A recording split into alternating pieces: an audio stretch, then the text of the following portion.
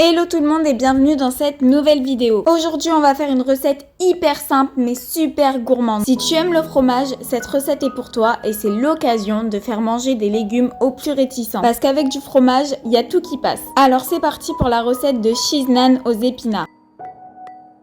Alors, dans un bol, on va commencer par mettre 60 g de farine. On va ajouter 55 g de yaourt assez épais, de la levure, environ 4-5 g, et enfin du sel et vous pouvez ajouter n'importe quelle épice de votre choix. On va venir mélanger jusqu'à ce que la pâte ne colle plus et qu'on puisse former une boule. Si la pâte est trop collante, n'hésitez pas à rajouter un petit peu de farine.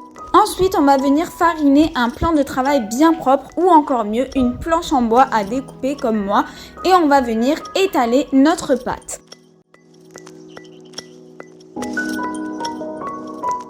Vous voyez, la pâte doit être assez élastique, ne pas se casser, bref, normalement la texture devrait être parfaite. Donc soit pour une version vraiment express, vous l'étalez à la main comme moi, soit vous prenez un rouleau à pâtisser, c'est comme vous préférez. Une fois votre pâte bien étalée, vous venez ajouter vos épinards sur une moitié de la pâte et une bonne grosse dose de gruyère parce que c'est tout ce qu'on aime. Donc le fromage on en met sur les 2/3 environ, mais pas plus parce qu'il va falloir le refermer et on n'oublie pas de bien souder pour pas qu'il s'ouvre à la cuisson.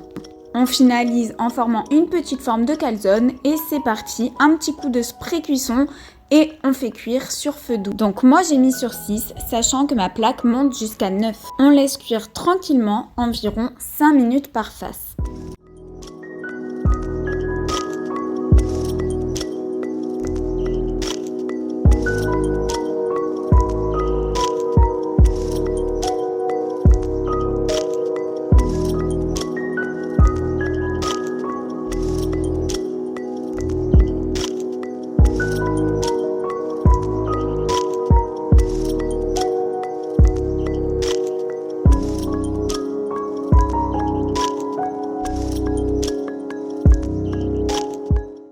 Une fois la cuisson terminée, c'est à manger immédiatement pour pouvoir profiter de ce bon fromage bien fondant. Alors évidemment, à partir de cette recette, libre cours à votre imagination. Vous pouvez remplacer ce fromage par du cheddar, par du chèvre, par tout ce que vous aimez.